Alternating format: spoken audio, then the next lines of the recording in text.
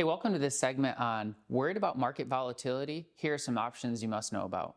I'm going to start with a quick little story. I was out in the community just doing normal life stuff, and this person kind of knew, but not really, kind of came up to me and they kind of pulled me aside and said, "Hey, I heard you're doing some investing stuff. I have $100,000. Should I invest with you?" And I started to laugh a little bit. I was like, I don't know. What's the purpose of your 100,000? How do you want it to behave? And so we started kind of going back and forth a little bit. And some of the questions that I was asking is, and what it was really centered around is, what is the purpose of those funds? What are the tax accounts and ramifications of those accounts? Is this 100,000 in a tax deferred 401k or IRA? Is this 100,000 in a Roth IRA? Is it in a taxable brokerage account? What's the purpose? When do you want to use it? How do you want it to behave? And as we were unpacking those different questions, one of the cool things that we get to do here at Centennial Wealth is we get to educate our clients and prospective clients to the point of a decision. And that's one of the best missions I think you could possibly have in this career. We don't really care what you decide, but we do very much care about your education and how we're going to be partners in that ever-evolving landscape of change. We get to educate you to the point of a decision. So as we were going through a lot of these layers, it was a taxable account, brokerage account, but they just did not want market volatility. This was money that was going to be used in the next 2 to 5 years, a little bit of unknown. So I said, okay, well, let's go through what those options look like. And here's what how your money can behave. Okay, so you basically have 4 different ways your money can behave. The first way, everybody's familiar with, it's at the bank, it's at a credit union. This would be no market risk. It's going to be liquid. You're going to be able to get at it really quickly. A lot of times you see people making maybe around 1%, if the bank or credit union are paying that. There's money market accounts that are going to have a better yield. Right now, those are roughly 4%. Okay, maybe use that as a high water mark. So if you're close to that, I think you're right on track with letting that money that's just going to kind of float around. You're going to be taking it out, maybe putting some more in, emergency fund, cash on hand.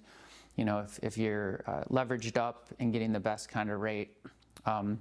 But stays liquid and safe, that's a good spot. Maybe 6 to 9 months of expenses. Okay, the other way that on the far right side of this is the roller coaster of risk. Everybody understands that have ever invested what the bond market and stock market roller coaster of risk feels like. You know what it feels like to be going up, and you know what it feels like to then have those negative returns. And so they wanted to steer clear of the volatility of the bond and the stock market. So I said, okay, well, here are your couple options, okay? First one, let's just simplify it. Let's call it escalator money. Basically, you give up time and your money will contractually go up over that time. And so most of you are familiar with CDs. Okay, that would be kind of a behavior. Or you have MYGAs, multi-year guaranteed annuities. And they go from 2 years to 10 years. So you basically pick your time that you want to put that money in, and you can contractually get a certain rate of return. So no market risk, behaves like an escalator.